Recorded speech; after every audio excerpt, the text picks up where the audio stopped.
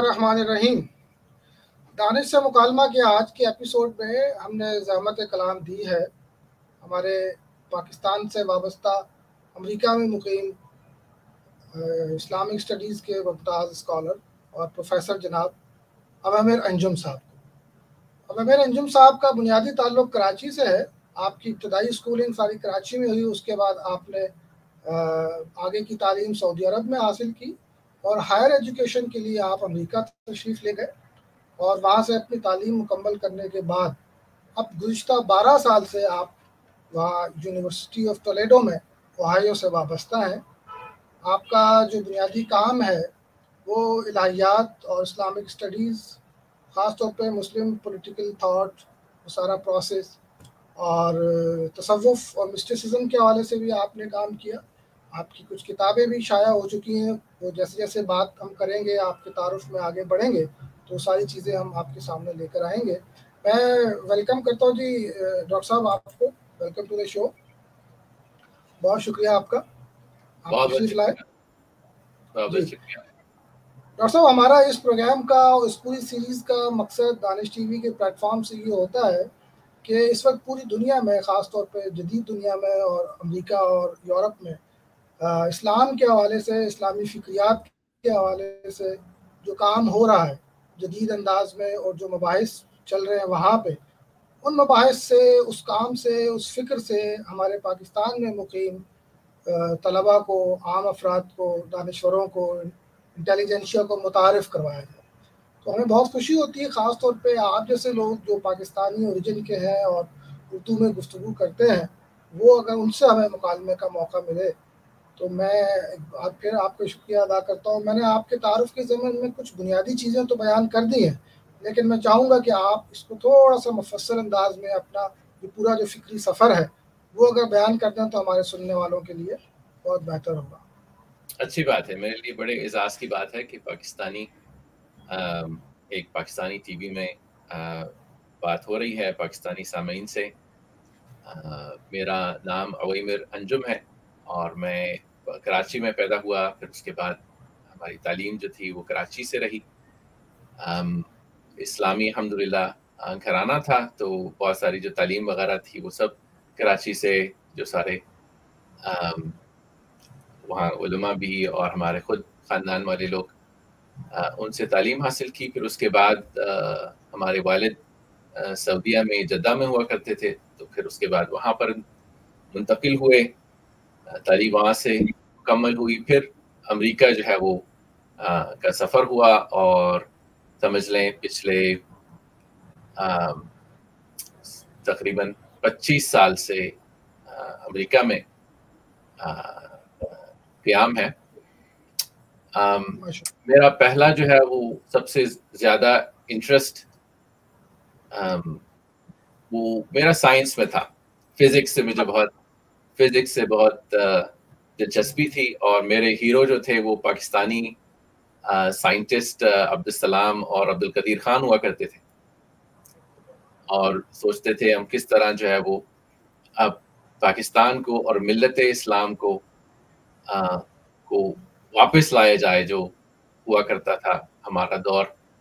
تو اس طرح جو ہے میرا دلچسپی شروع میں سائنس میں بھی تھی اور دین میں بھی تھی اس لحاظ سے، لیکن جب امریکہ میں جا کے پڑھائی شروع ہوئی تو مجھے یہ سمجھ آئی کہ ایک طرح سے یہ ریئلائز کیا کہ اصل مسئلہ جو ہے وہ سائنس کا نہیں ہے،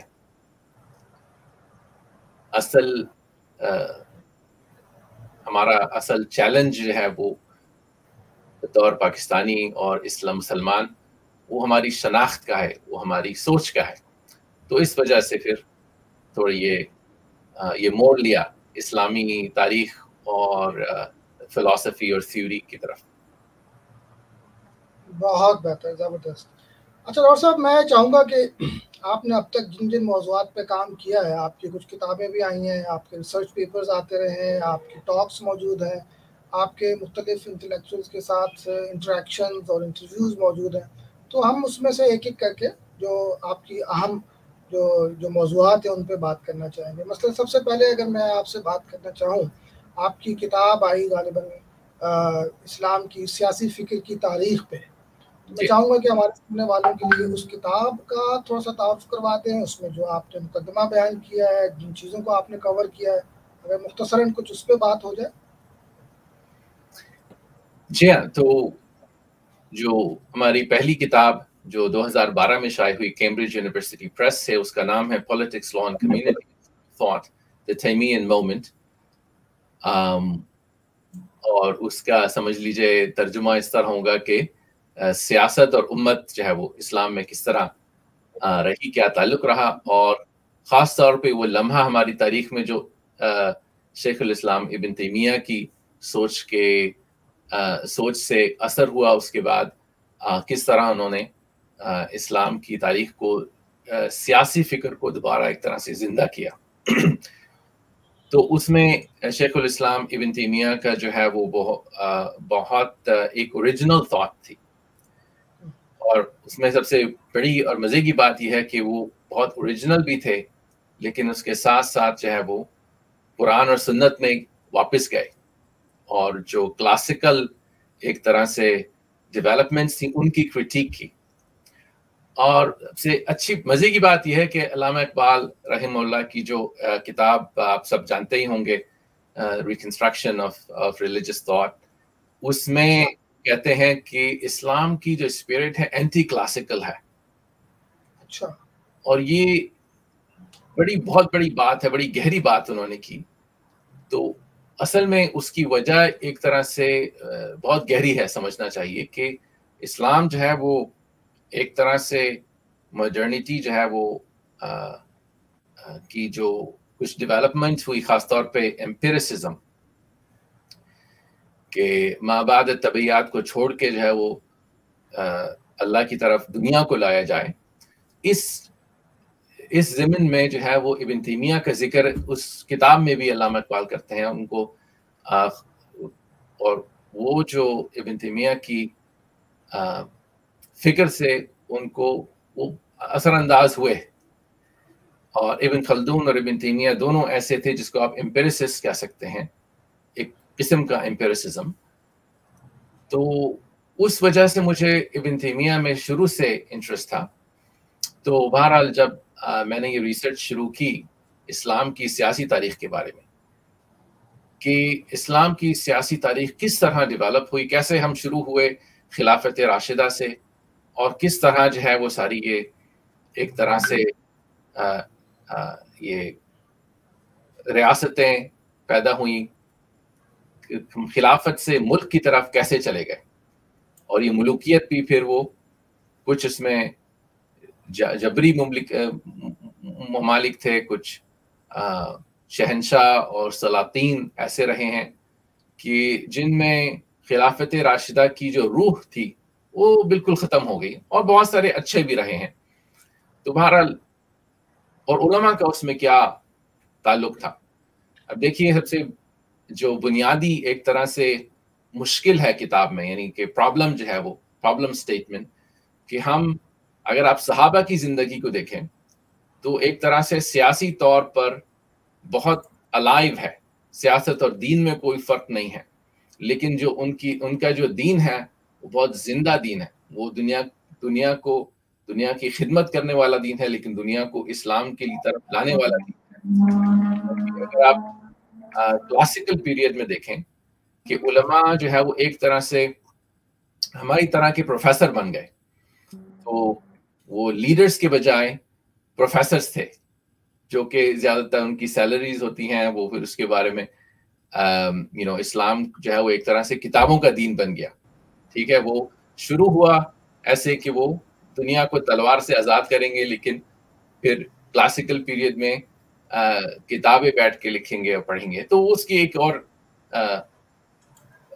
اس کے بھی کوئی فوائد ہیں بہت، لیکن بہرحال وہ یہ جو ٹرانسفارمیشن ہوئی ہے، اس کے بارے میں یہ کتاب ہے.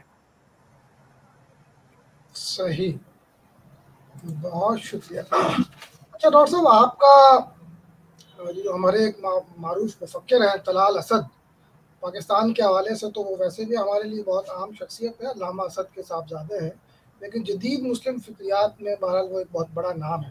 آپ کو موقع ملا ان کے ساتھ کام کرنے کا، بلکہ آپ نے پہلے شاید ان سے پڑھا اور پھر بعد میں ان کی فکر کو آپ نے دیکھا، اس کو آگے بڑھایا، اس پہ آپ نے بہت کام کیا.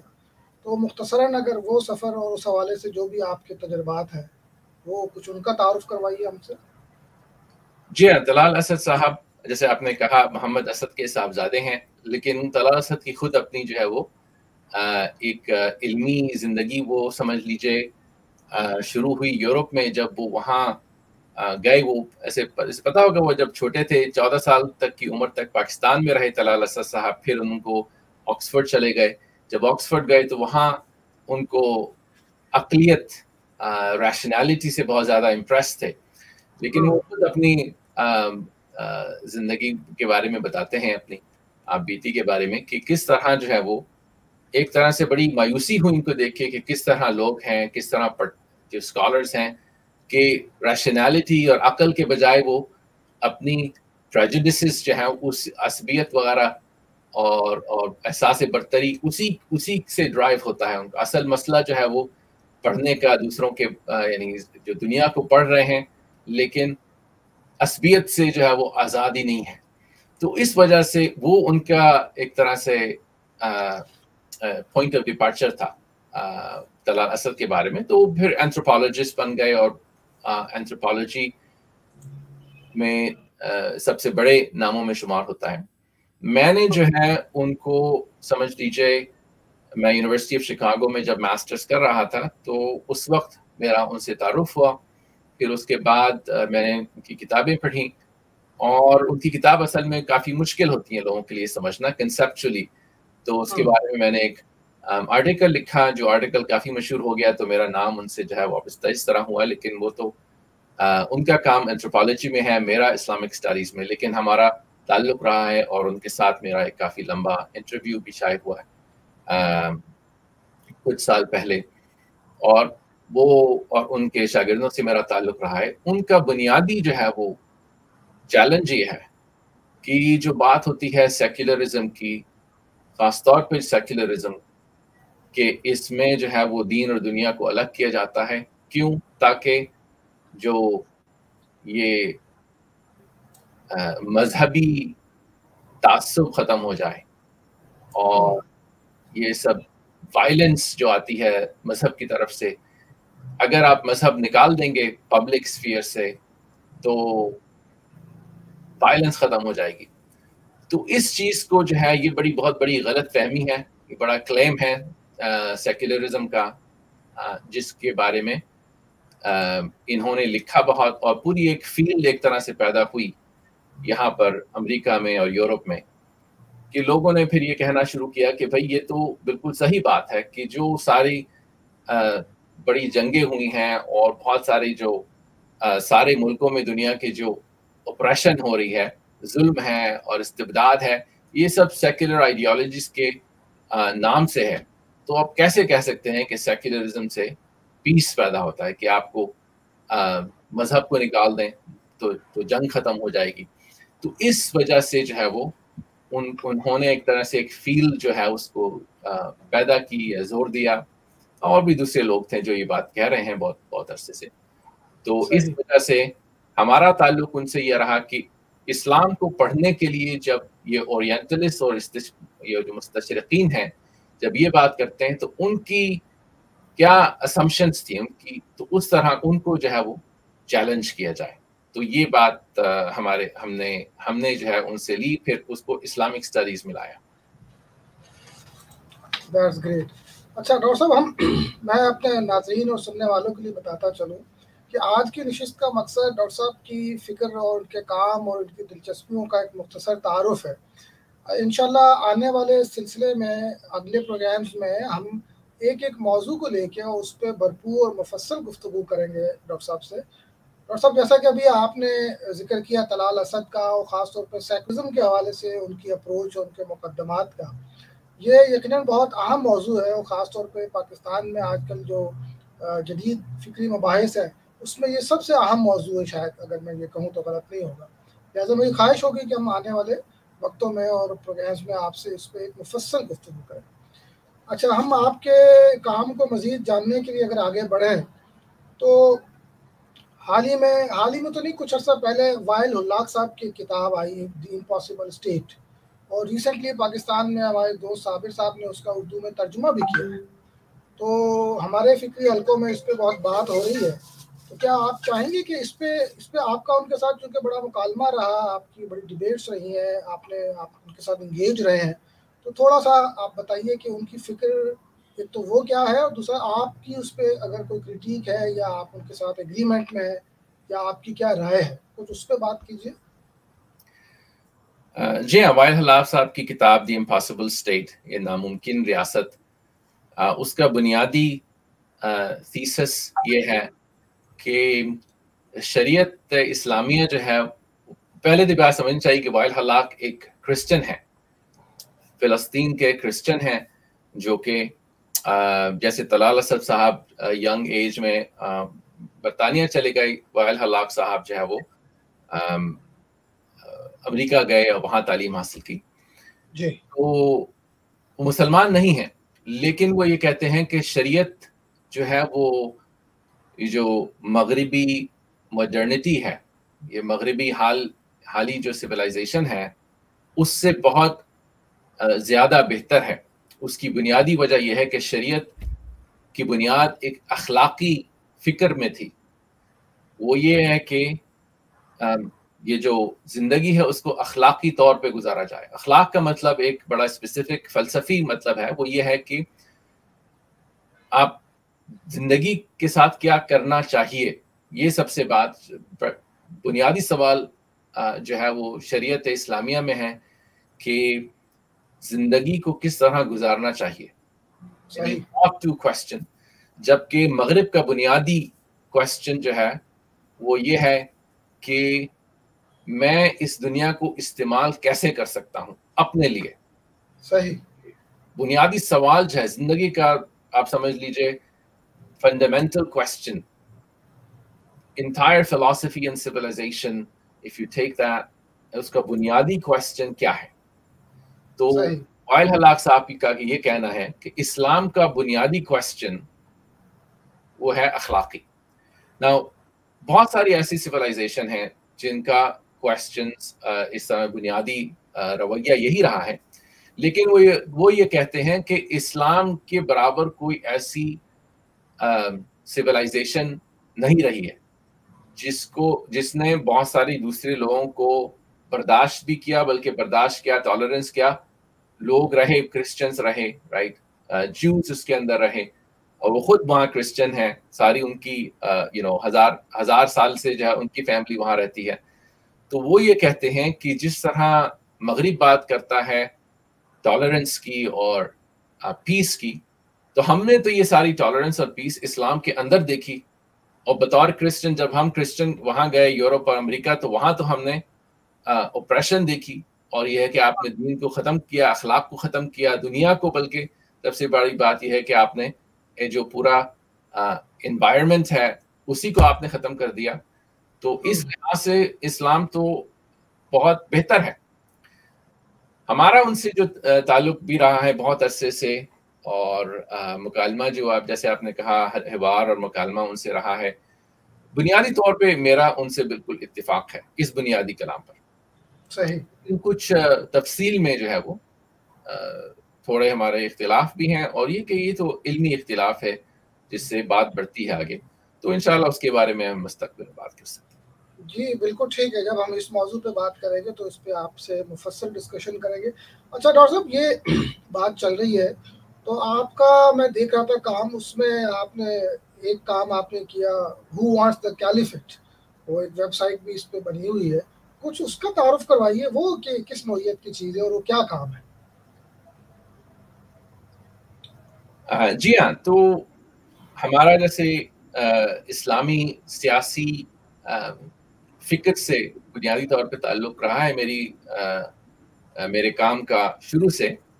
تو پچھلے کچھ سالوں سے میں نے اسلامی دنیا کے حالات پہ کام کرنا شروع کیا، خاص طور پہ جو عرب ملکوں میں جو عرب اسپرنگ شروع ہوا تھا 2011 میں. جی.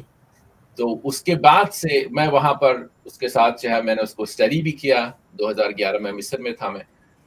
تو پھر اس کے بعد میں نے یہ سوچنا شروع کیا کہ یہ جو مسلمانوں کی فکر ہے اس میں کیا کمی ہے, اور اسلامی جماعت سے لے کر جو ہے وہ سیکولر اور علمانی اور دوسرے لبرل حضرات ہیں جو اسلام کے بارے میں بات کرتے ہیں, اس میں کیا کمی ہے, اس میں کیا چیز ہے.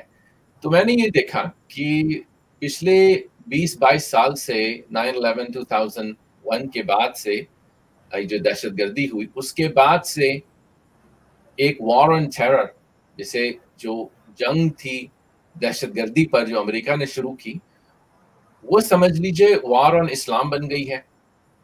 حالانکہ اس کا مقصد شروع سے یہ نہیں تھا, لیکن اس کو ساری دنیا کے ملکوں نے, ساری دنیا کے قوتوں نے اپنے لیے ایک ہتھیار بنا لیا ہے اسلام کے خلاف. دوسری چیز میں نے یہ نوٹس کی, اور میں کیونکہ یہ میں اسلامک گلوبل سٹڈیز وغیرہ میں یہ پڑھتا ہوں, گلوبلائزیشن, جی گلوبلائزیشن کے بارے میں میرا تھوڑا کام ہے, کہ ساری دنیا جو ہے وہ اپنی سویلائزیشن کی طرف جا رہی ہے پیچھے. یعنی گلوبلائزیشن سے وہ ڈی گلوبلائزیشن ہو رہی ہے.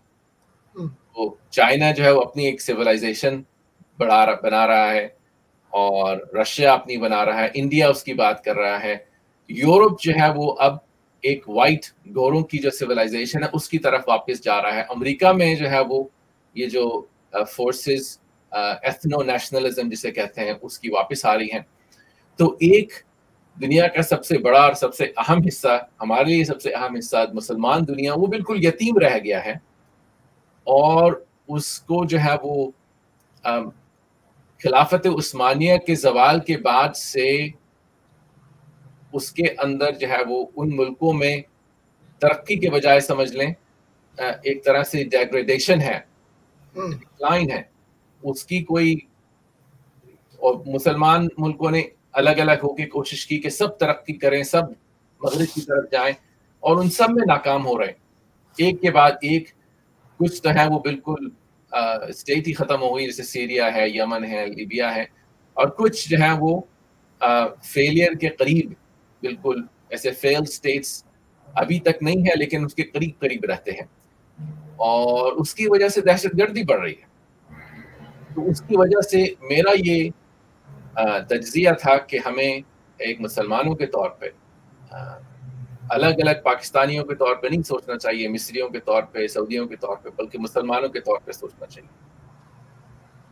اور اس وجہ سے جو ہے وہ میں نے یہ آرٹیکل لکھا. اس میں میرا بنیادی کلیم یہ ہے کہ اگر آپ سالو کرنا چاہتے ہیں, اگر آپ یہ حل کرنا چاہتے ہیں مسلمان دنیا کی مشکلیں, فلسطین کی یا کشمیر کی یا وہی وہ جو ہے وہ چائنا میں یا دوسری جگہ, ان سب کو آپ صرف امت مسلمہ کے طور پہ حل کر سکتے ہیں. تو بنیادی طور میں جو علامہ اقبال صاحب کا ویژن تھا, اور بہت سارے ہمارے سب سے بڑے جو مفکرین تھے دنیا میں مسلمانوں کے رہے ہیں, ان کا جو ویژن تھا وہ تھا کہ کس طرح واپس جایا جائے اس اتحاد کی طرف, اسلامی اتحاد کی طرف, جو کہ OIC بھی قائم ہوئی اور بہت ساری اقدام لیے گئے پہلے.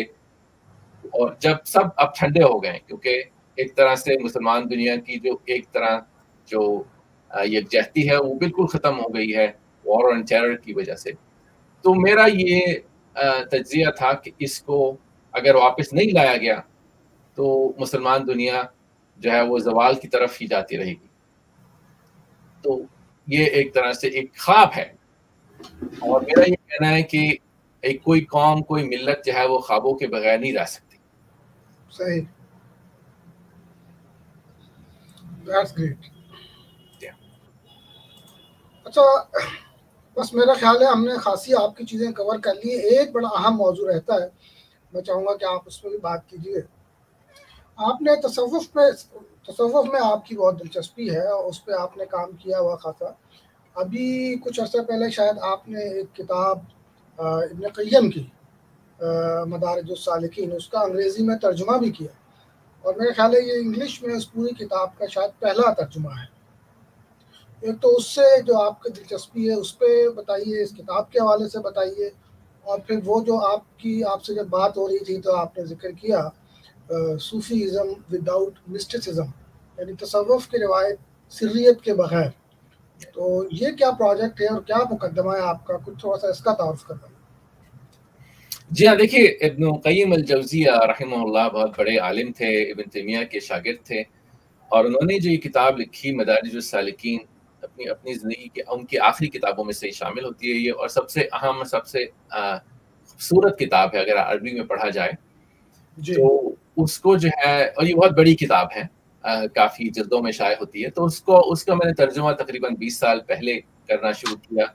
اب جو ہے وہ اس کی 4 جلدیں انگلش میں شامل ہوں گی، انگلش اور عربی ساتھ ساتھ 4 جلدوں میں ہیں. تو پہلی 2 جلدیں شائع ہو چکی ہیں اور آخری 2 انشاءاللہ آنے والی ہیں.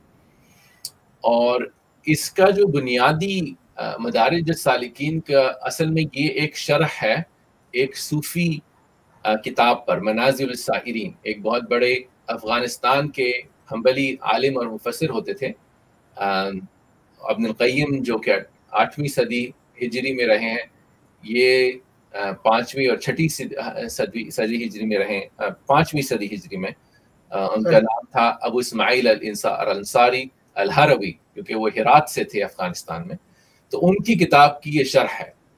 اچھا، اس کا مدارج کی سب سے بڑی خاصیت یہ ہے کہ یہ تصوف کو قرآن اور سنت کی طرف لے جاتی.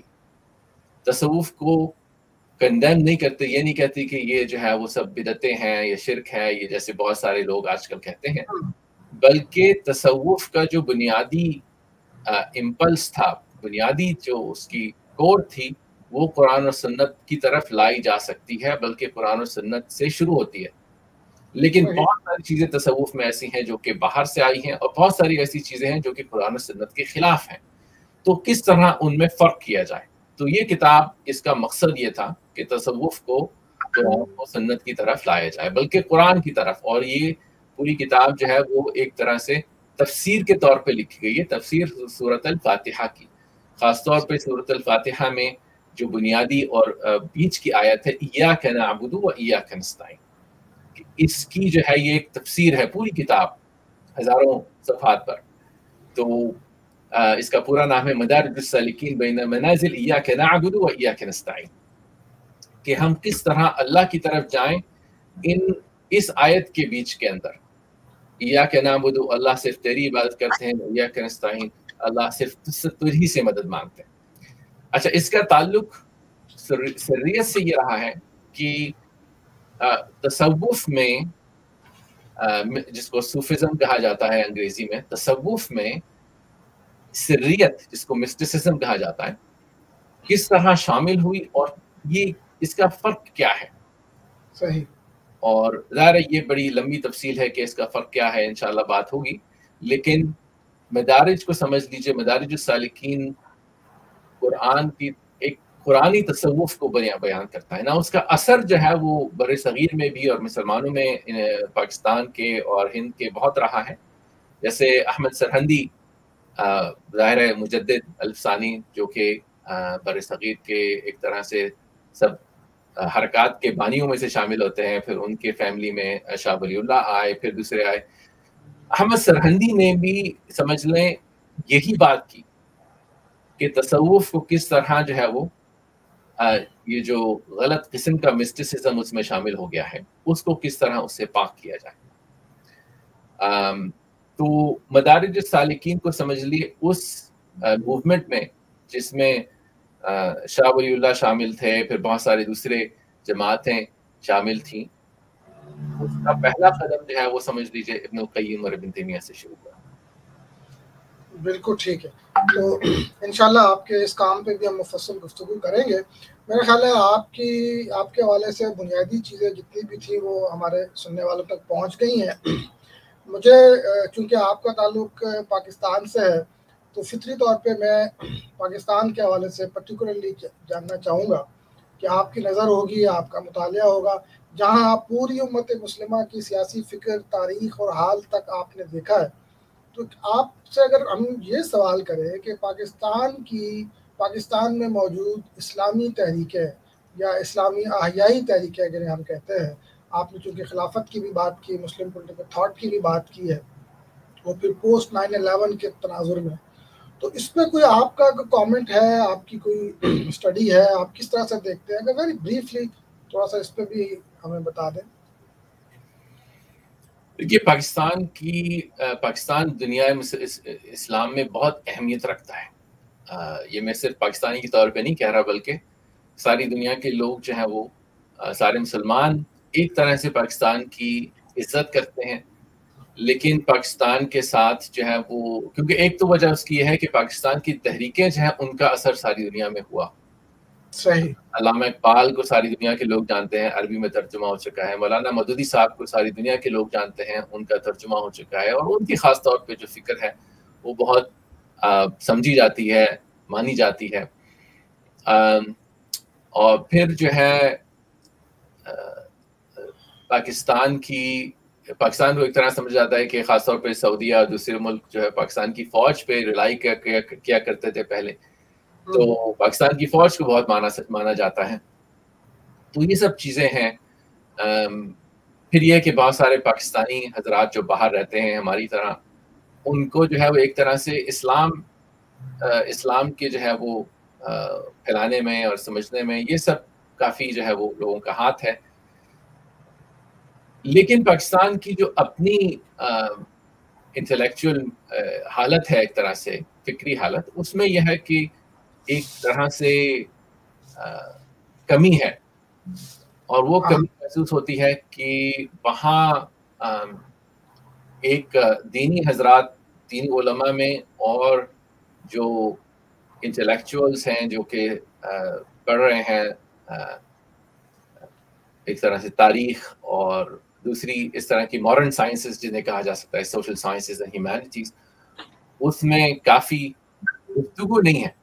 تو اس وجہ سے جو انٹلیکچوئل کیا کہتے ہیں ایک حرارت ہے پاکستان میں، وہ نہیں پائی جاتی. سب جو ہے وہ اپنی صرف کیا کہتے ہیں سب اپنے کونوں میں رہتے ہیں. کمیونلسٹک ہے ایک طرح سے پاکستان. تو اس کی وجہ سے اب جیسے دوسرے مسلمان ملکوں کے مقابلے میں پاکستان میں یہ ابھی گفتگو شروع نہیں ہوئی ہے، اور یا اتنی نہیں ہے جتنی ہونی چاہیے. تو اس وجہ سے جو ہے وہ میرا خیال ہے ایک پاکستان میں ایک خلا ہے جس کو پورا کرنا چاہیے. جی بالکل، آپ نے ٹھیک کہا. اور سچی بات یہ ہے کہ آج کی گفتگو یا آنے والی اور دیگر جو ہم آپ سے گفتگو کریں گے، یہ سب اسی سلسلے، اسی خلا کو پر کرنے کی کوشش ہے. تو میں ڈاکٹر صاحب آپ کا بہت مشکور ہوں. آپ سے بہت دنوں سے وقت لے رہے تھے، اور آپ کی مصروفیات کی وجہ سے یہ سلسلہ ٹل رہا تھا، اور آج بالآخر ہم آپ سے بات کرنے میں کامیاب ہوئے ہیں. تو ہم اپنے سننے والوں کو بتائیں گے کہ بہت جلد اس سلسلے میں ہم ڈاکٹر صاحب کے ساتھ پوری نشستوں کا ایک سلسلہ شروع کر رہے ہیں، جس میں ان کی تمام جو بھی ان کا کام ہے اس پہ متعین طور پر سوالات کر کے اور ہر موضوع کو ایک پروگرام کے اندر کور کرنے کی کوشش کریں گے. ڈاکٹر صاحب بہت شکریہ آپ کے قیمتی وقت کا. انشاءاللہ آپ سے آئندہ بھی گفتگو کرتے رہیں گے. بہت شکریہ.